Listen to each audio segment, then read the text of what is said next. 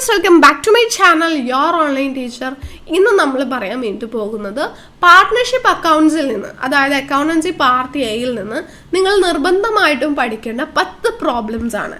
ഈ പ്രോബ്ലംസ് നിങ്ങൾ ഇതുവരെ പഠിച്ചിട്ടില്ലെങ്കിൽ ധൈര്യമായിട്ട് നമ്മുടെ വാരർ ബാച്ചിലേക്ക് അഡ്മിഷൻ എടുത്തോളൂ. അവിടെ ഈ ടോപ്പിക്സ് എല്ലാം ബേസ് ലെവലിൽ നിന്ന് നിങ്ങൾ പഠിപ്പിക്കുന്നുണ്ട് കേട്ടോ.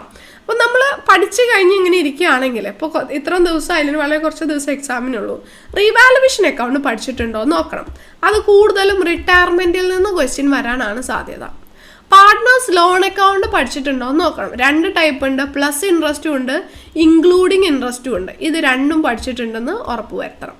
പിന്നെ റിട്ടയറിംഗ് പാർട്ട്ണറുടെ ക്യാപിറ്റൽ അക്കൗണ്ട് അല്ലെങ്കിൽ മരണപ്പെട്ടു പോയ പാർട്ട്ണറുടെ ക്യാപിറ്റൽ അക്കൗണ്ട്, ഒരാളുടെ മാത്രം ക്യാപിറ്റൽ അക്കൗണ്ട് ആയിട്ട്, അതായത് അയാൾക്ക് ചില സംഭവങ്ങൾ കിട്ടാനുണ്ട്, ചിലതൊക്കെ അയാൾക്ക് കുറയ്ക്കാനുണ്ട്, കൂട്ടാനുണ്ട്, അങ്ങനെയൊക്കെ ചെയ്തിട്ട് അവസാനമുള്ള എമൗണ്ട് കിട്ടാനാണ്. അപ്പോൾ അത് പഠിക്കണം.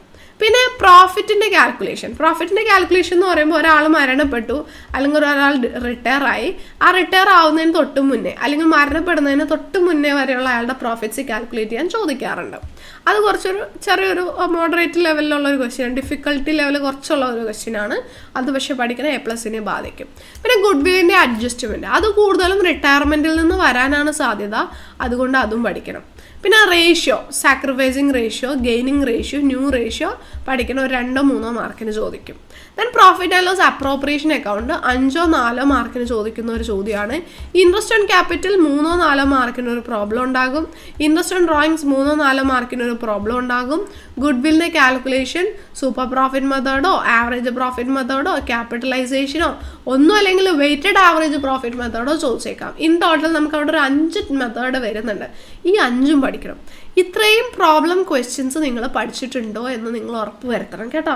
എന്തായാലും പഠിച്ചേ പറ്റുള്ളൂ. എന്നിട്ട് വേണം നിങ്ങൾ പാർട്ട് 2 AFS ആണെങ്കിൽ AFS, കമ്പ്യൂട്ടറൈസ്ഡ് അക്കൗണ്ട് ആണെങ്കിൽ കമ്പ്യൂട്ടറൈസ്ഡ് അക്കൗണ്ടിങ് പഠിക്കാൻ വേണ്ടിയിട്ട് കേട്ടോ. അത് നിർബന്ധമായിട്ട് നിങ്ങൾ പഠിച്ചേ പറ്റുള്ളൂ.